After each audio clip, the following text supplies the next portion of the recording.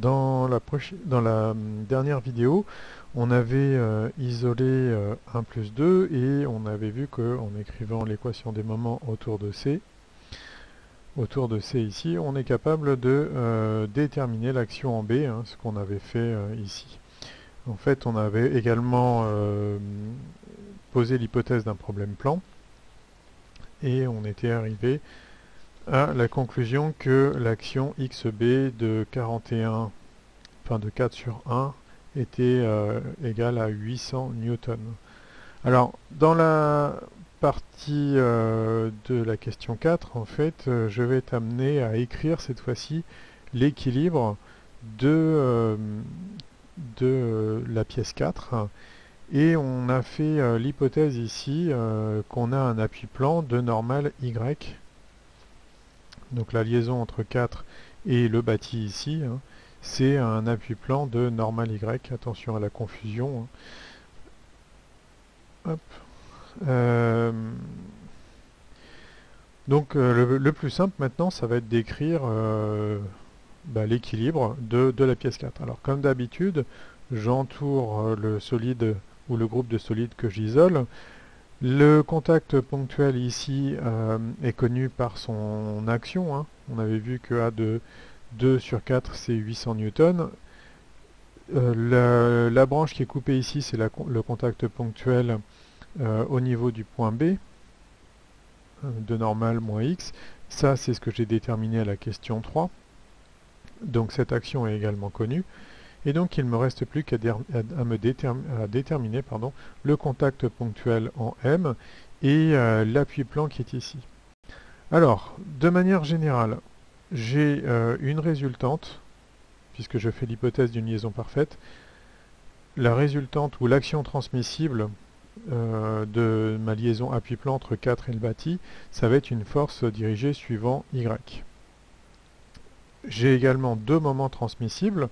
Un moment transmissible suivant l'axe X, mais celui-là j'en tiens pas compte, puisque en fait j'ai fait l'hypothèse du problème plan, et un moment transmissible suivant l'axe Z, celui qui sort de la feuille.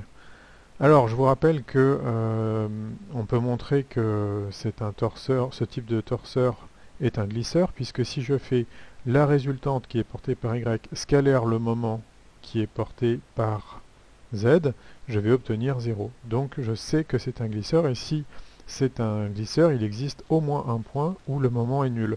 Alors ce point, en fait, je vais le chercher sur la droite RS, et c'est l'objet de la dernière question, enfin de la dernière partie de la question 4. On a dit qu'on allait isoler le solide 4, ça veut donc dire que je commence par faire le bilan des actions mécaniques extérieures. Donc toujours, on dit ce que l'on isole. Ici, c'est 4. Bilan des actions mécaniques extérieures. Alors c'est toujours extérieur à 4, hein, bien sûr. Et ici, j'ai au niveau du point A, eh bien on l'a déjà listé, hein, donc je vais l'écrire sous forme de torseur. C'est le torseur de 2 sur 4. Donc c'est toujours sur 4 dans la mesure où j'isole 4 au point A. Et c'est donné par A de 2 sur 4 et un moment nul. En B, je vais avoir le torseur de 1 sur 4. Et c'est aussi connu, j'appelle ça B de 1 sur 4. Moment nul. Je vais avoir en M, alors en M on me dit que c'est un contact ponctuel, donc je vais me retrouver avec le même type de représentation. La direction est connue, hein. Ici ça va être un contact ponctuel de normale X, hein, si je m'intéresse à... Enfin la normale au plan ce serait plutôt moins X, hein, du fait du contact. Mais comme je vais choisir cette fois-ci de regarder les actions du bâti sur la pièce 4, je vais considérer qu'on est dirigé selon X. Donc là ici je mets l'action du bâti sur 4 en M, et je vais dire que c'est xm de b sur 4 porté par x. Et rien d'autre, hein, puisque c'est la caractéristique d'une liaison ponctuelle parfaite. Et donc un moment nul, et je suis en M. Et puis il me reste à caractériser donc l'appui-plan.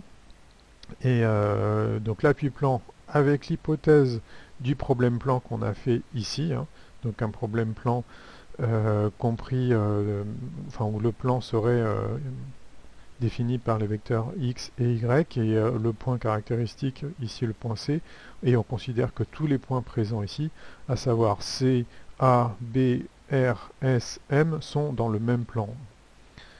Donc ici, je vais avoir, par exemple, au point R, ben, je vais considérer que c'est une liaison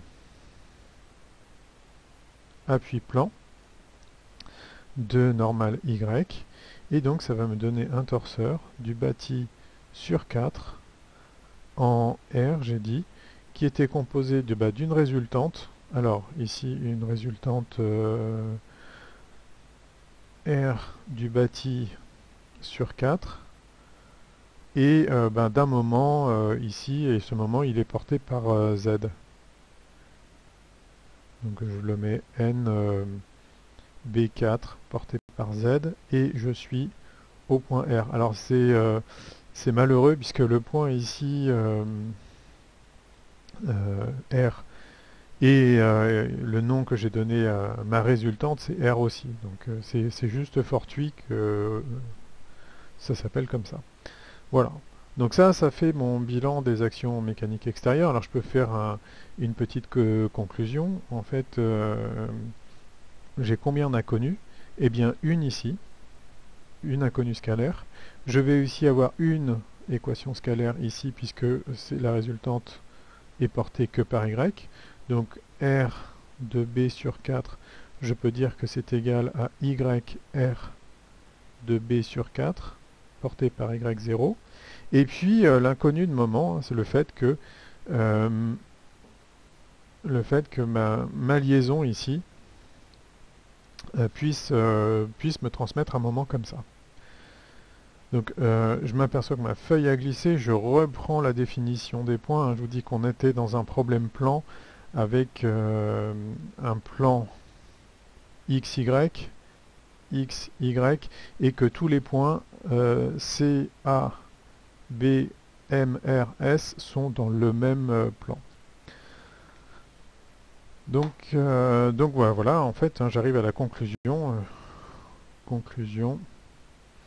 3 inconnus scalaires pour 3 équations scalaires. Donc on peut résoudre. Et donc on choisit d'écrire la somme des torseurs et qu'on va mettre au point M. Donc, et je vais avoir donc là l'action de 2 sur 4 en A que je mets en M plus l'action de 1 sur 4 en B que je mets en M. Pardon, c'est pas M, c'est R. Je choisis le point R pour écrire ma somme des moments égale 0, plus le torseur du bâti sur 4 en M que je mets en R, plus le torseur, cette fois-ci du bâti sur 4 également, mais en R, égale le torseur nul. Donc ça implique de déplacer ici le torseur A, B et M, et de résoudre. Donc allons-y, hein, on s'aperçoit qu'on a un certain nombre